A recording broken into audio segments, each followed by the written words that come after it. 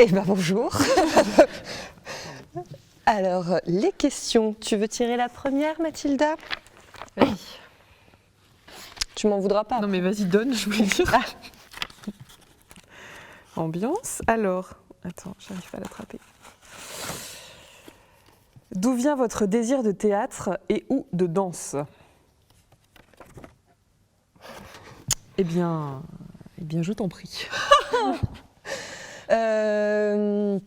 Désir de théâtre, j'ai toujours aimé lire. C'est arrivé en fait vers assez jeune quand même, vers 7-8 ans. Une amie de ma mère était comédienne et avait besoin d'une petite fille dans une pièce et du coup m'a proposé de jouer dans cette pièce et c'est comme ça que j'ai découvert le théâtre et c'est comme ça que j'ai eu envie de faire du théâtre. Moi, c'est un peu pareil, à peu près au même âge. J'avais 8 ans, je crois. On m'a inscrit à un atelier théâtre amateur. Je ne sais plus trop pourquoi, je pense que c'est moi qui ai dû demander. Je pense que j'avais envie de m'autoriser des choses en tant que gamine, d'aller explorer des trucs, d'être un peu folle, parce que j'étais assez sage comme enfant, et du coup j'avais envie d'avoir un espace de liberté pour tester des choses. Voilà, je crois que c'était ça. Du coup, Ouais, allez, hop. Alors, pour vous, l'inspiration, c'est quoi? Entre parenthèses, est-ce qu'on peut la bousculer? Alors, l'inspiration, qu'est-ce que c'est que l'inspiration? Je dirais, en fait, pour moi, c'est quelque chose qui vient quand on cherche à la faire venir. Donc c'est quelque chose qu'il faut bousculer. Et on a beaucoup le mythe, je trouve, des artistes chez qui l'inspiration jaillit comme ça, et ils ont une idée fabuleuse à la seconde. Et en fait, je pense que c'est un peu comme, par exemple, l'écriture. Il y a beaucoup d'écrivains, d'écrivaines qui disent ça, qui disent c'est pas quelque chose qui vient comme ça. Les mots ne viennent pas tout seuls. Il faut vraiment se mettre à une table, écrire, avoir des horaires de travail. Et même quand on n'a pas envie d'écrire, il faut se forcer à le faire. Et je pense que l'inspiration, c'est pareil.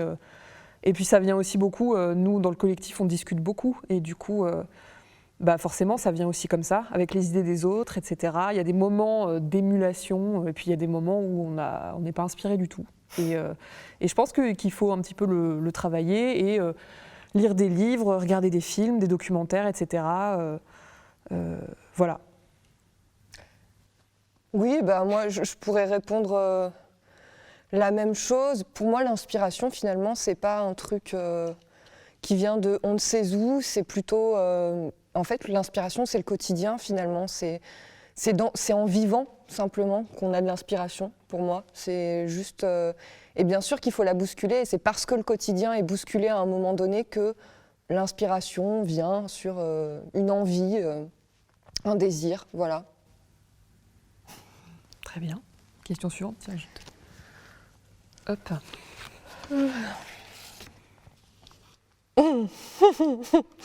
Ce qui vous fait le plus rire. Ce qui me fait le plus rire.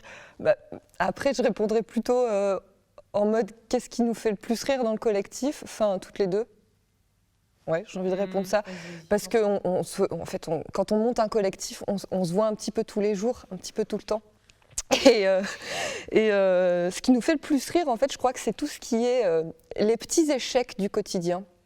Toutes les petites choses qu'on rate. Et du coup, nos blagues préférées, souvent, c'est de chanter faux, par exemple. Ça, on trouve ça drôle. Ou quelqu'un qui pose son coude sur une table et puis voilà. Ou quelqu'un qui loupe sa bouche en mangeant. Ça nous fait beaucoup rire. Je confirme. Tu veux ajouter non, rien de... Pas mieux, quoi.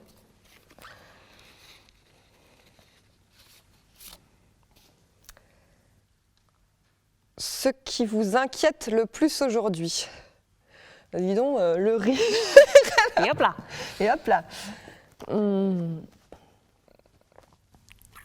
Qu'est-ce qui m'inquiète le plus aujourd'hui? Tu as une idée? Parmi tout ce qui t'inquiète, qu'est-ce qui t'inquiète le plus? Ce qui m'inquiète le plus aujourd'hui, un truc très humain, hein, très nul, c'est le futur finalement qui inquiète. C'est le fait de, c'est dans la projection qu'on s'inquiète. C'est pas au présent. À part les peurs soudaines, etc. C'est quand même parce qu'on se projette dans quelque chose que on s'inquiète. Donc bien évidemment, oui, très humainement, c'est quand je me projette dans l'avenir, j'ai des inquiétudes. Voilà, sur plein de choses. Hein. Ça peut être sur le climat, sur le monde de la culture avec la crise qu'on traverse. Enfin voilà, pour plein de choses. Oui, moi ce qui m'inquiète, c'est quand je me mets à penser vraiment à toutes ces causes qui me tiennent à cœur et pour lesquelles je me dis je fais pas grand chose en fait et je devrais faire plus et en même temps je peux pas être partout. Enfin bon, on a tous ce truc là de se dire on n'en fait pas assez et on est des mauvais êtres humains et comment être meilleur et tout ça. Et oui, les moments d'inquiétude, le climat, les animaux, la tension ambiante, les lois, la loi qui est passée d'ailleurs, je crois. Je ne vais pas faire de politique, mais j'ai pas les mots. Pour interdire tu vois ce dont je veux parler, les lois sur la sécurité. Oui, voilà. Pour ne plus pouvoir filmer les forces de l'ordre, etc. Voilà. Ça, c'est inquiétant quand même. Voilà. On passe à autre chose. Oui. Hein. Alors, le texte qui ne vous quitte jamais, livre de chevet, s'il en est un. Justement, s'il en est un, c'est quand même... pas. Non, c'est super dur de répondre à ça. Enfin, d'en avoir un. Alors, peut-être le dernier que tu as lu et que tu as aimé ? Si, après, après, ça rejoint la question d'avant. Si, un livre qui m'accompagne depuis quelques temps quand même, où je reviens souvent dessus, c'est 1984 de George Orwell. Ça c'est un livre que je reviens souvent dessus. Mais non, j'ai pas de livre sinon plus que ça. Moi, il y a Le meilleur des mondes de Huxley, dans la même veine un peu, qui revient souvent. Et sinon, il y en a plusieurs. Les dystopies en général, hein. Ouais. On aime bien les dystopies. Margaret Atwood, on aime bien. Et si j'ai lu, il n'y a pas longtemps, Les Hauts de Hurlevent, et je ne pensais pas du tout que c'était ça, donc je le partage. Peut-être qu'il y a des gens qui pensent aussi que c'est un truc très, romantique, victorien, un peu plan-plan, un peu à base de soupirs devant des fenêtres et de choses très plates. Et en fait, ils sont fous furieux tous dedans. Et c'est super à lire. Enfin, ils sont enragés. Et elle a écrit ça, Émilie Brontë, je crois. Elle avait 17 ans. Enfin, c'est fou, quoi. Et ils sont tous torturés. Enfin, c'est très impressionnant et ça remue beaucoup, contrairement à ce qu'on pourrait penser. Voilà. Oui, voilà. Moi, j'ai pas à rajouter.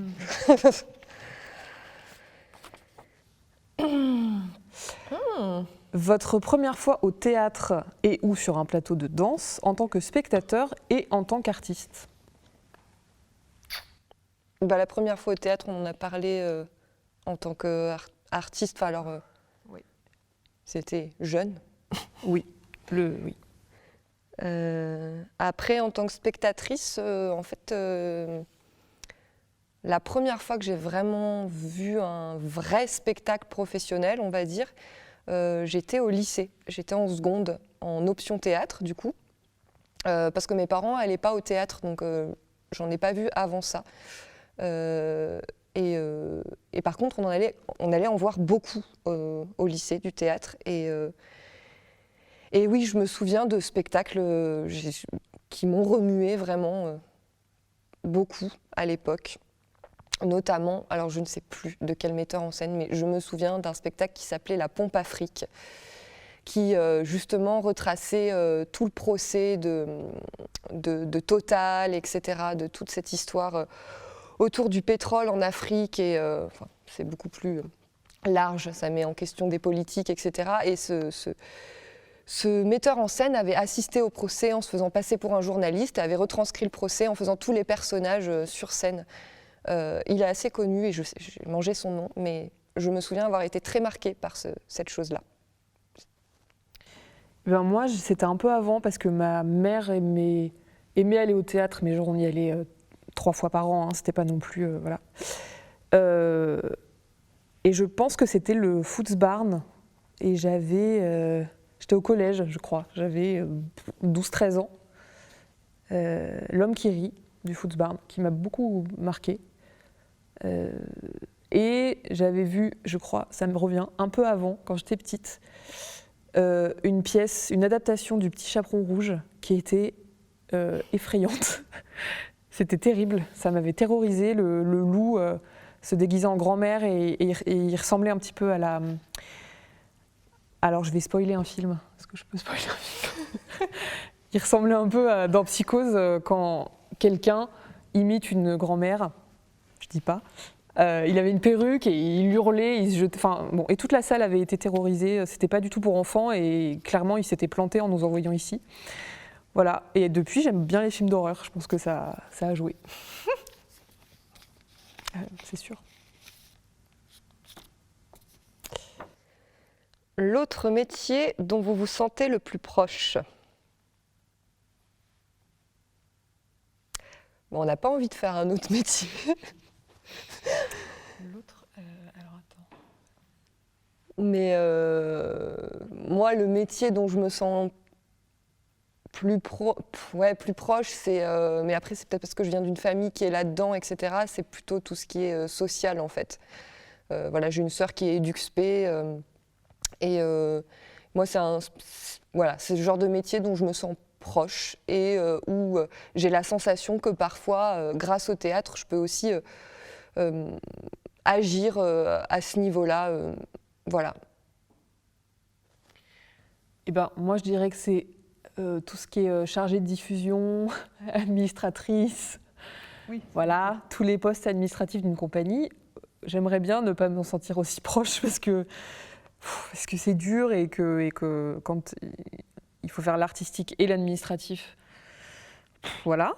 Mais comme nous, on n'a personne pour le faire encore, peut-être qu'un jour, on pourra payer des gens pour le faire. Et ce sera bien, ça fera des emplois, et puis nous, enfin voilà, ce sera super. Mais en attendant, on le fait, et oui, donc c'est peut-être ça. Après, en dehors du spectacle, je saurais pas trop quoi dire. Voilà.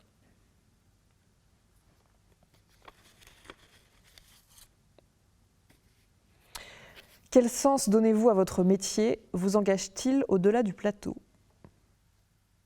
Bah justement, voilà, je disais juste avant que je me sentais proche des métiers dans le social aussi parce que le théâtre pouvait permettre,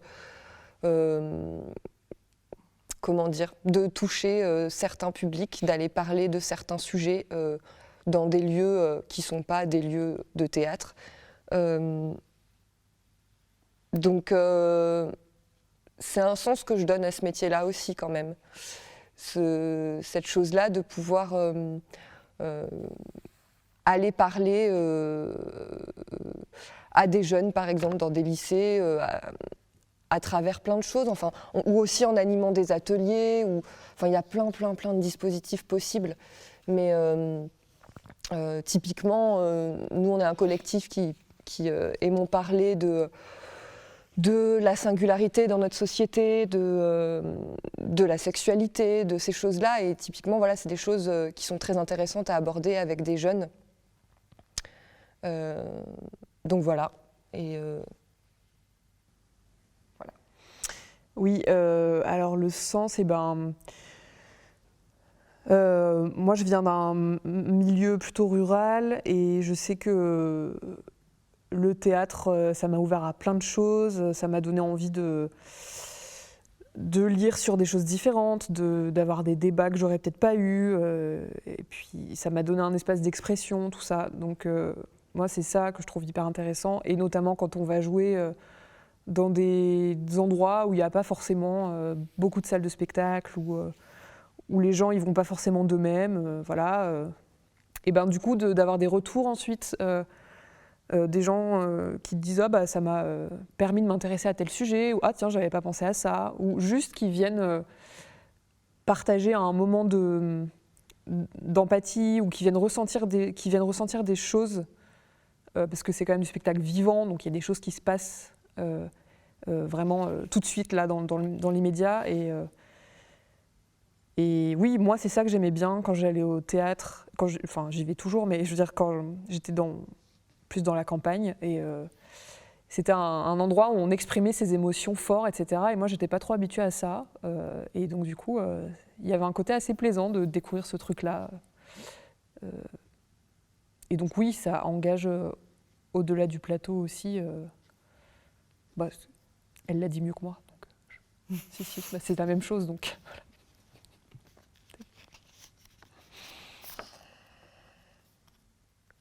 Que vous dites-tu? Ah, que dites-vous? Pardon. Hein? Ah, que... Attends, vas-y Lila, bah, toi. Que vous dites-vous? Ah, non? À oui, la oui. veille de la première d'un spectacle? Oui, c'est ça. Je pense. À la veille.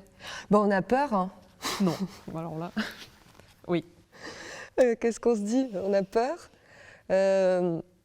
Bah, forcément, si on crée un spectacle, c'est pour, comme disait Mathilda juste avant, c'est pour toucher les gens.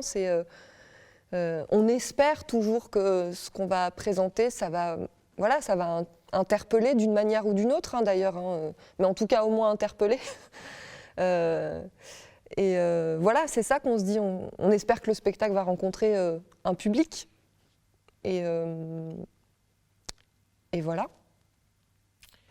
Oui, et on se dit que la première, finalement, c'est une répétition avec du public, quoi, parce qu'on se sent pas prêt du tout. Donc on se dit, bon, bah, on va essayer de quand même s'amuser, de quand même prendre du plaisir à le faire, même si on n'est pas très bien. Voilà, en gros. Ouais, je crois que c'est la dernière. C'est la dernière. Un père ou une mère tutélaire dans ce métier? Alors, moi, il y a Christelle Pellerin qui a une compagnie qui s'appelle Gang Mouraille, plutôt sur Saint-Étienne, que j'ai rencontrée à la fac, avec qui j'ai fait plein d'ateliers au SUC, au service Université Culture, et qui m'a dit plusieurs fois « Mais est-ce que tu ferais pas ce métier en fait ?» Parce qu'à cette époque-là, j'étais à la diffusion dans une compagnie de danse, donc plutôt côté administratif. Mais je faisais plein de théâtre à côté, et puis dès qu'il y avait besoin de quelqu'un, j'étais là « Ouais, bah, moi sinon je peux », enfin voilà. Et plusieurs fois, elle me disait « Mais t'as pas envie ?» Elle me passait des pubs d'école, de trucs, comme ça, discrètement. Voilà, donc puis au bout d'un moment, je l'ai écouté, quoi. Il a fallu que je l'écoute quand même. Et puis après, je pense qu'il y a eu nos profs du conservatoire qui, forcément, qui ont été importants. Oui, les profs du conservatoire, parce qu'on y a passé quand même un certain temps, puis c'est des aventures fortes, l'air de rien, les conservatoires, on ne se rend pas compte, mais c'est costaud, des conservatoires de théâtre, ça, on partage après ça dépend combien de temps on y reste, mais quand même souvent quelques années, toujours ensemble. Donc oui, Bruno Marchand et Pascal Siméon, qui sont d'ailleurs toujours les professeurs au conservatoire de Clermont, ont été des personnes fortes pour nous. Après, oui, comme disait Mathilda, on a fait beaucoup d'ateliers, d'ailleurs beaucoup ensemble aussi au service Université Culture, qui fait intervenir énormément de metteurs en scène professionnels de Clermont, un peu de tout type de théâtre, danse, enfin voilà. Et ça, c'est des gens qui nous ont poussés. Et puis moi, personnellement, j'ai aussi été chargée de DIF avant d'être comédienne enfin vraiment de choisir ce métier-là. Et Dominique Touzé du Wakan, pour qui j'étais chargée de diffusion, du Wakan Théâtre, c'est lui en fait qui m'a vraiment poussé déjà à m'inscrire au conservatoire, il m'a donné l'opportunité de jouer dans une de ses pièces en tant que professionnelle, alors que j'étais chargée de diffusion et que j'avais pas vraiment de formation professionnelle à l'époque. Donc voilà, c'est quelqu'un qui m'a orientée un peu comme Christelle pour Mathilda vers ce métier-là, alors que je n'osais pas ou que j'étais pas prête. Tu te sentais pas légitime. Voilà. Voilà, toujours pareil. Voilà. Au revoir. Au revoir, nous repartons. Nous Allez, hop. repartons.